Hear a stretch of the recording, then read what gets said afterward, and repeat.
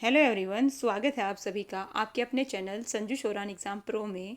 आज की इस वीडियो में हम हिंदी व्याकरण के एक मोस्ट इम्पोर्टेंट टॉपिक वाक्य को कंप्लीट करेंगे। वाक्य जो कि मोस्टली भाई जितने भी एग्जाम होते हैं उनमें आता ही आता है। तो चलिए शुरू करते हैं वाक्य। तो सबसे पहले हम जानेंगे वाक्य क्या होता है। सार्थक शब्दों का व्यवस्थित समूह जिससे अपेक्षित अर्थ प्रकट हो उसे क्या कहते हैं? वाक्य कहते हैं। जैसे राम घर जाता है। वाक्य भाषा या व्याकरण का सबसे बड़ा अंग होता है। क्या होता है भाई? सबसे बड़ा अंग होता है। किस चीज का ध्यान दीजिएगा? व्याकरण का या भाषा या व्याकरण का सबसे बड़ा अंग क्या होता है भाई? वाक्य होता है। क्या होता है? वाक्य। भाव या भावार्थ के आधार पर यह सबसे क्या है भाई? बड़ी इकाई है। हिंदी भाषा के कितने अंग हैं? 3 अंग माने जाते हैं। कौन कौन से हैं? वर्ण, शब्द और वाक्य। और सबसे बड़ा कौन सा होगा? भाव और भावार्थ के आधार पर कौन सा होगा? वाक्य होगा। क्या होगा भाई? वाक्य होगा। चलिए इसी प्रकार से वाक्य के देखिए क्या क्या अनिवार्य तत्व होते हैं। कितने होते हैं भाई? 6 होते हैं। कौन कौन से?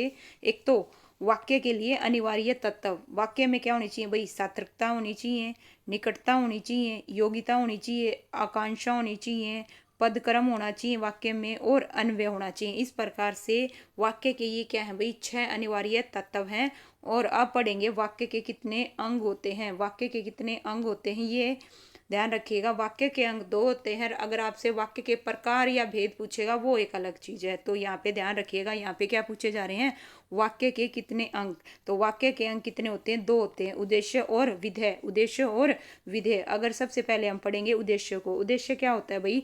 वाक्य में प्रयुक्त कर्ता को क्या बोलते हैं? उद्देश्य कहते हैं। जैसे हम विशेषण में पढ़ते हैं ना, विशेष्य विशेष्य, उसी प्रकार से उद्देश्य उद्देश्य उद्देश्य विशेष्य और इसी प्रकार से जो करता है ये सेम है। जो वाक्य में कर्ता होता है उसी को क्या कहते हैं? उद्देश्य। और विशेषण में जो विशेष्य होता है वही क्या होता है भाई? उद्देश्य कर्ता। ये तीनों एक चीज है। कर्ता के साथ साथ कर्ता का जो विस्तारक है वो भी किसके अंतर्गत आता है भाई? उद्देश्य के अंतर्गत आता है।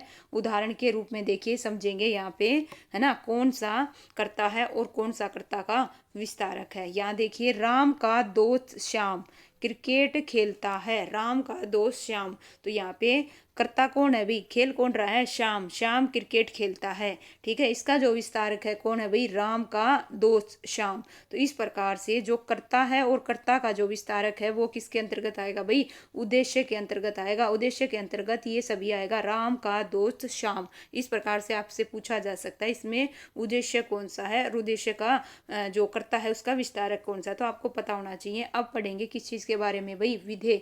देखिए विधेय क्या होता है?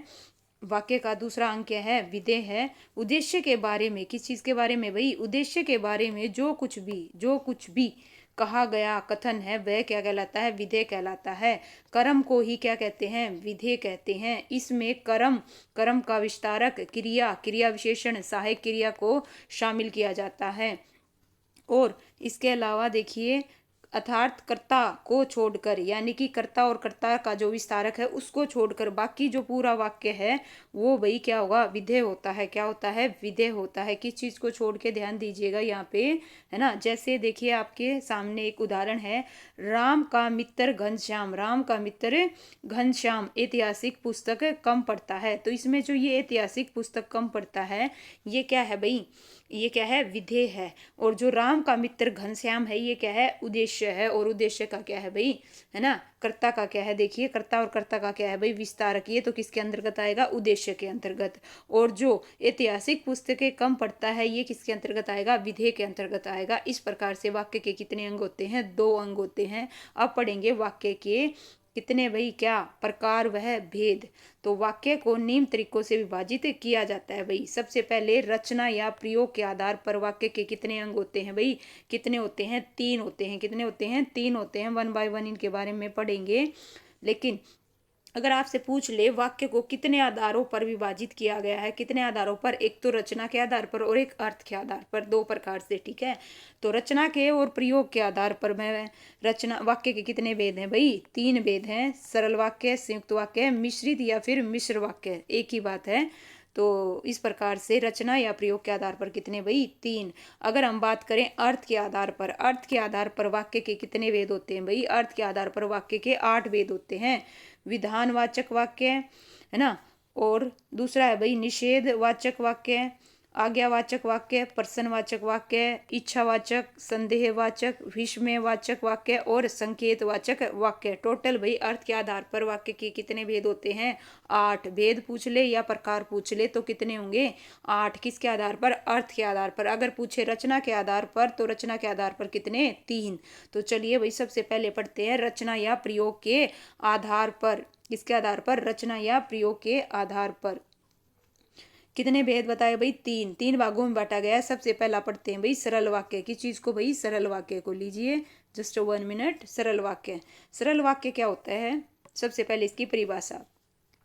वह वाक्य जिसमें एक ही उद्देश्य, एक ही विधेय होता है उसे सरल वाक्य या साधारण वाक्य भी कहते हैं। और सरल वाक्य, दिस इज सेम थिंग, दोनों सेम है भाई, सरल वाक्य या साधारण वाक्य। जैसे सीता खाना पकाती है, राम किताब पढ़ रहा है। वाक्य के, सरल वाक्य के क्या है भाई? कुछ नियम हैं, तो उन नियमों को भी जानेंगे। सबसे पहले देखिए पहला नियम क्या है भाई? जब क्या है? जब वाक्य में एक से अधिक करता हूँ, क्या हो भाई? एक से अधिक करता हूँ परंतु क्रिया एक समान ही हो तो उन सभी कर्ताओं का एक ही उद्देश्य माना जाता है, अतः वहाँ साधारण वाक्य होता है। जैसे देखिए यहाँ पे कर्ता क्या है भाई? एक से अधिक है। सीता है, रीता है, गीता है, और ये क्या कर रही है भाई? गाना गा रही है। क्रिया एक है लेकिन कर्ता अधिक है, तो उन सभी कर्ताओं को एक ही उद्देश्य माना जाएगा। यानी सीता, रीता और गीता को क्या माना जाएगा? एक ही उद्देश्य माना जाएगा। और ये जो वाक्य होगा क्या होगा भाई? साधारण वाक्य होगा। जैसे यहाँ पे देखिए राम, श्याम, घनश्याम 3 कर्ता हैं और क्रिया क्या है? पढ़ते हैं, एक क्रिया है, तो इन सभी कर्ताओं को एक ही उद्देश्य माना जाएगा। ओके।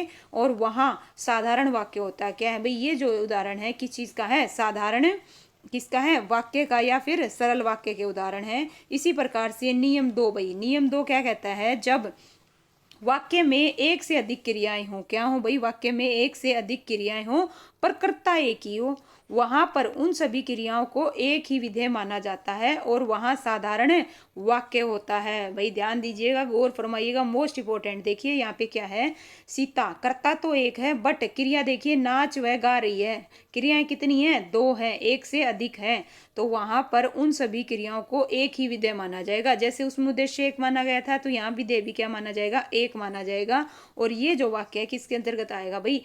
साधारण वाक्य आएगा। श्याम पढ़ लिख रहा है, श्याम एक कर्ता है और पढ़ लिख रहा है 2 क्रियाएं हैं और इन सभी क्रियाओं को एक ही विधेय माना जाएगा। यहाँ ये जो है श्याम पढ़ लिख रहा है, तो इस प्रकार से ये क्या है भाई? साधारण वाक्य है। नियम 3 क्या कहता है भाई साधारण वाक्य का? यदि वाक्य में कर्ता व क्रिया एक से अधिक हो, कर्ता भी और क्रिया भी एक से अधिक हो, परंतु कर्ता द्वारा की गई क्रियाएं समान हो तो वह साधारण वाक्य होता है। जैसे देखिएगा राम, लक्ष्मण, शत्रु खेल व कूद रहे हैं, तो जितने भी वही कर्ता हैं और जितने भी क्रियाएं हैं उनके द्वारा जो क्रिया की जा रही है वो क्या है? समान है। मतलब खुद खेल रहे हैं और कूद रहे हैं, तीनों एक ही वो कर रहे हैं, समान कर रहे हैं, तो ये भी क्या होगा? साधारण वाक्य होगा, है ना। राम, लक्ष्मण, शत्रु खेल व कूद रहे हैं, सीता, गीता, रानी पढ़ व लिख रहे हैं। तो ये नहीं है कि आप वह देखोगे और यहाँ संयुक्त वाक्य लगा दोगे। ध्यान रखिएगा यहाँ पे कर्ता और क्रिया एक से अधिक है परंतु कर्ता द्वारा जो की गई क्रियाएं हैं वो सभी क्या है? समान है, तो यहाँ पे क्या होगा? साधारण वाक्य होगा। ये ध्यान रखिएगा। ये जो उदाहरण है ये किसका है? साधारण का। सीता, गीता, रानी पढ़ व लिख रही हैं। अब आ गया भाई संयुक्त वाक्य है। संयुक्त वाक्य है, उम्मीद करती हूँ आपको जो सरल वाक्य बड़े अच्छे से समझ में आ गया होगा, उसके नियम भी और उसकी परिभाषा भी। चलिए अब पढ़ते हैं संयुक्त वाक्य। संयुक्त वाक्य क्या होता है भाई? जिन वाक्यों में 2 या 2 से अधिक सरल वाक्य, योजक और, एवं, तथा, या, अथवा, इसीलिए, अतः, फिर भी, तो, नहीं तो, किंतु, परंतु, पर, अपितु, है ना, और अल्पविराम, भाई ध्यान दीजिए, अल्पविराम से जुड़े हों उन्हें संयुक्त क्या है भाई? वाक्य कहते हैं। संयुक्त वाक्य में एक से अधिक उपवाक्य होते हैं या 2 क्या होते हैं भाई? साधारण वाक्य होते हैं। ध्यान दीजिएगा, जो संयुक्त वाक्य है उसमें एक से अधिक उपवाक्य होते हैं, या फिर यह कह दूं दो साधारण क्या होते हैं भाई, वाक्य होते हैं। संयुक्त वाक्य को क्या कहते हैं, समश्रिष्ट वाक्य या यौगिक वाक्य भी कहते हैं। भाई ये देखिएगा मोस्ट इंपॉर्टेंट है यहाँ पे, संयुक्त वाक्य को समश्रिष्ट वाक्य या फिर यौगिक वाक्य भी कहते हैं। उदाहरण के रूप में देखिए भाई, जैसे श्याम पढ़ रहा है, क्या है भाई, श्याम पढ़ रहा है लेकिन राम लिख रहा है। तो यहाँ पे देखिए बीच में क्या आ गया, लेकिन, किंतु, परंतु, और है ना, फिर भी, अथवा। तो यहाँ पे ये सभी किस चीज के उदाहरण है भाई, संयुक्त के हैं। देखिए पढ़ते हैं, चलिए। श्याम पढ़ रहा है, ये अपने आप में एक उपवाक्य है। राम लिख रहा है, ये भी एक है, और किस चीज से जुड़े हैं भाई, संयोजक द्वारा जुड़े हैं, लेकिन। ठीक है, तो श्याम पढ़ रहा है लेकिन राम लिख रहा है। उसने परिश्रम किया किंतु सफलता नहीं मिली। मीठा बोलो परंतु असत्य नहीं। वह अस्वस्थ था और इसीलिए परीक्षा में सफल न हो सका। सूर्य उदय हुआ और सुबह हो गई। मैं आया और वह गया। वह कई बार असफल हुआ फिर भी उसने हार नहीं मानी। राम अथवा श्याम में कोई चोर है।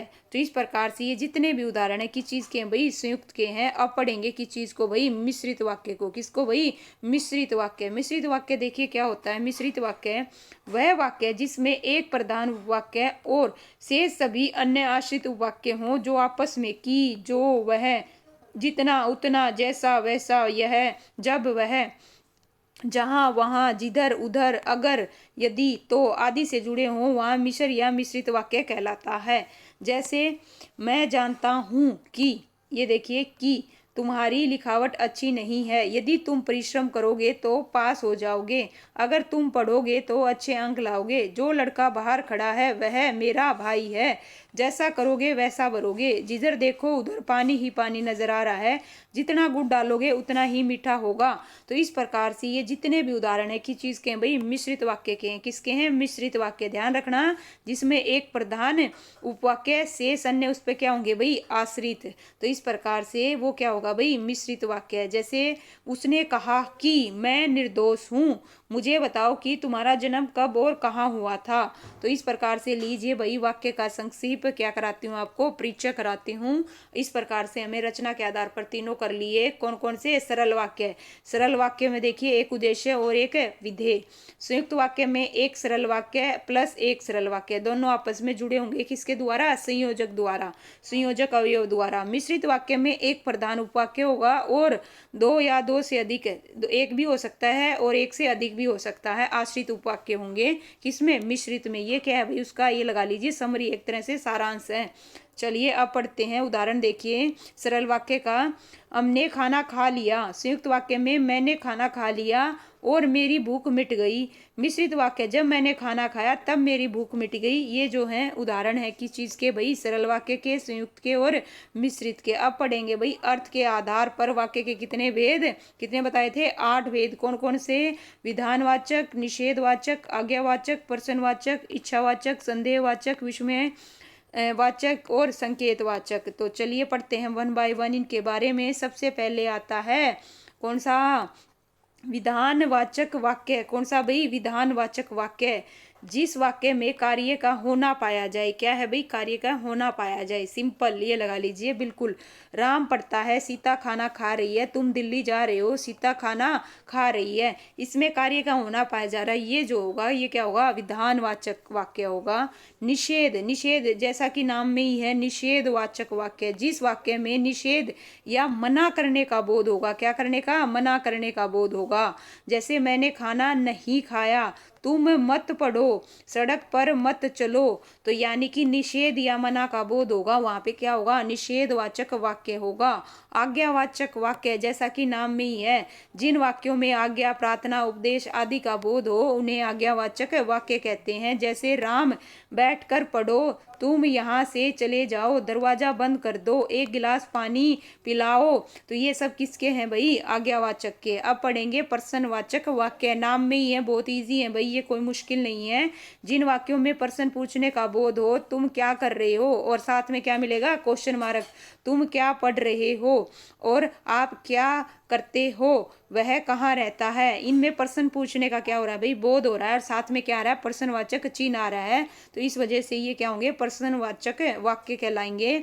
इच्छावाचक, जैसा कि नाम से ही है इच्छा, ओके, जिन वाक्यों में इच्छा, आशीष, शुभकामनाएं, आशीर्वाद, श्राप, बद्दुआ आदि का बोध होगा वहां पे क्या होगा, इच्छावाचक। जैसे तुम्हारा कल्याण हो, है ना, भगवान तुम्हारी उम्र लंबी दे, आज तो तुम मैं घूमने जाऊंगा, ठीक है, बेटा जुग जुग जियो। तो इस प्रकार से ये सब किसके उदाहरण है भाई, इच्छावाचक वाक्य के।